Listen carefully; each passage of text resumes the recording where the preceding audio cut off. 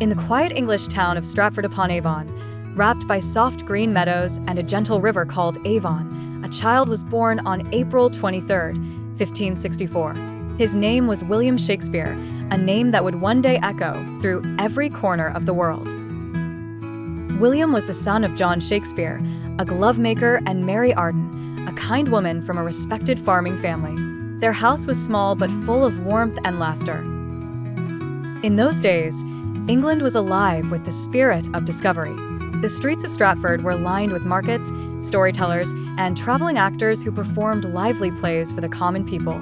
Little William loved to watch them. He was curious, always listening, always imagining. As a boy, he attended the King's New School, where he studied Latin, literature, and classical plays.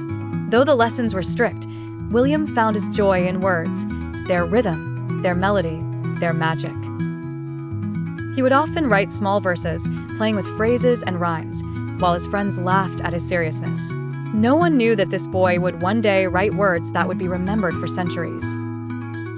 When William grew older, he married Anne Hathaway, a woman 8 years older than him. They lived in a simple cottage and soon had 3 children, Susanna, Hamnet, and Judith. Life in Stratford was peaceful, but inside William burned an unshakable dream. He wanted to see the world beyond his town, the grand city of London, where poets, dreamers, and actors gathered to make history on stage. So one day, leaving behind his family, William walked toward London with little money in his pocket and big dreams in his heart. The road was long and dusty, but his spirit was unstoppable.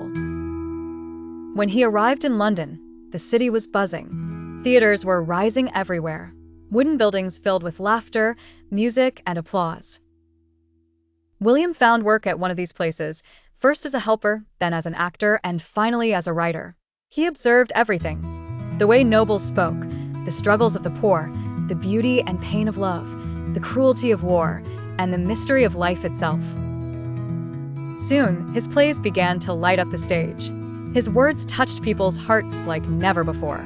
They were filled with truth, humor, and emotion, reflections of every soul watching them. His stories spoke about kings and beggars, lovers and traitors, ghosts and fools, all painted with honesty and beauty.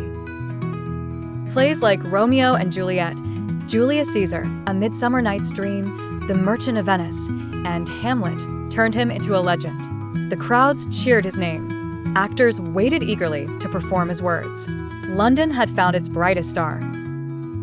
But fame never changed William. He remained humble, a simple man who loved his craft. He once said, "All the world's a stage, and all the men and women merely players." Through his pen, he turned life itself into a play, where every joy, sorrow, and moment of love found meaning. By the time he returned to Stratford years later, William Shakespeare was no longer just a man. He was the voice of humanity, a poet whose words would never die.